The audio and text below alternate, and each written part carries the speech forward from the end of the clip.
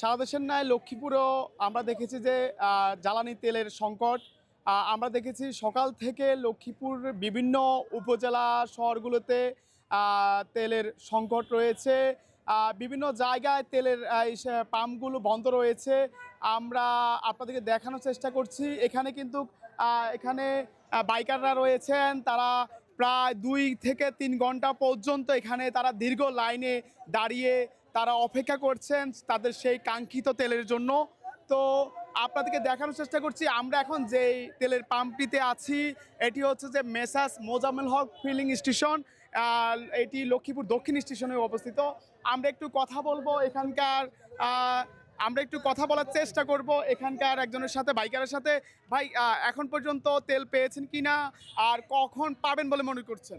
আমি তো এখানে আসছি যে 1 ঘন্টা হয়ে গেল, কিন্তু এভাবে দেখেন আপনি এখানে এলোমেলো বিচ্ছিন্নভাবে দাঁড়িয়ে রয়েছে সবাই। যদি একটা সিরিয়াল আছে হয়তো বা আমরা সবাই তেল পাবো, কিন্তু এভাবে তো তেলের আমরা কেউ পাবো না। কারণ এই দেশে উজুগে বাঙালি একটা গুজব ছড়াই দিলে ওটা নিয়ে সবাই ব্যস্ত থাকে। আমাদের নেতা তারেক রহমান ও দেশের প্রধানমন্ত্রী উনি বলেছে যে তেলের কোনো ঘাটতি নাই, অন্তত 2 লিটার করে সবাই তেল পাবে। এভাবে তো তেল নেওয়া সম্ভব না। সবাই দেখেন কীভাবে রয়েছে।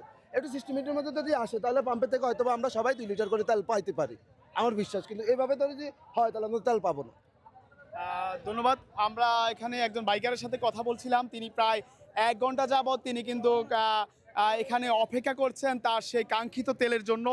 আপনাদেরকে জানিয়ে রাখা ভালো যে সকাল থেকে বাইকাররা একটি পর একটি স্টেশনে তারা ঘুরছে তাদের সেই কাঙ্ক্ষিত তেলের জন্য। কিছু কিছু তেলের পাম্পগুলো রয়েছে, সেগুলো দেওয়া এখানে পাম্পগুলোতে আছে, সেগুলো কিন্তু সীমিত পরিমাণে কিছু তেল পেয়েছে।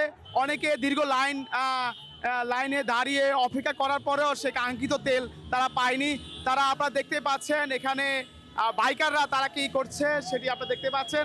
আসলে এই তেলের সংকটে বাইকাররা অতিষ্ঠ এবং তারা দীর্ঘ অপেক্ষা করছে তাদের সেই কাঙ্ক্ষিত তেলের জন্য। আমরা একটু সামনে গিয়ে আরো কয়েকজনের সাথে কথা বলার চেষ্টা করব। ভাই, আপনি কই থেকে এসেছেন তেলের জন্য সেটা একটু বলবেন? আমি আসছি সেভ হসপিটালের সামনে থেকে। তেল কি পাবেন কি মনে করছেন কিনা?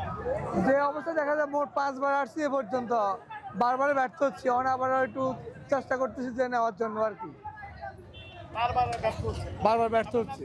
আমার নাম মোহাম্মদ শরীফ।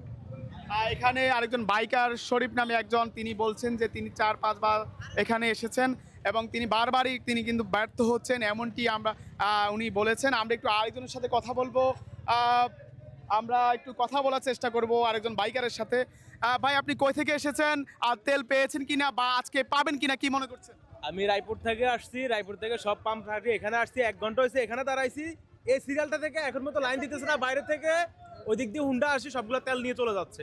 কিন্তু ওনাদেরকে বলতেছি যে এই সিরিয়ালটা ছাড়ার জন্য 1 ঘন্টা যাবত এই জায়গায় দাঁড়াইছি, এখন এই জায়গায় আছি। তাহলে ওনারা কি তেল দিতেছে যে এখানে এখন পর্যন্ত আমরা তেল দিতে পারতেছি না। হ্যাঁ দর্শক, আমরা এখন আছি লক্ষ্মীপুর দক্ষিণ স্টেশনে। এখানে এই স্টেশনটি আসলে আমরা এখন যেখানে দাঁড়িয়ে আছি মোজাম্মেল হক ফিলিং স্টেশন। এখানে আসলে বাইকাররা দীর্ঘ লাইন অপেক্ষা করছে তাদের সেই কাঙ্ক্ষিত তেলের জন্য।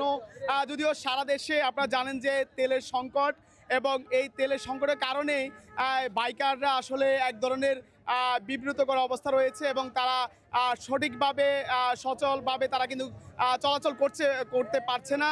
এবং এখানে তারা কিন্তু এই লক্ষ্মীপুর শহরে বিভিন্ন উপজেলা থেকেও কিন্তু বাইকাররা এখানে এসেছে তেল নেওয়ার জন্য।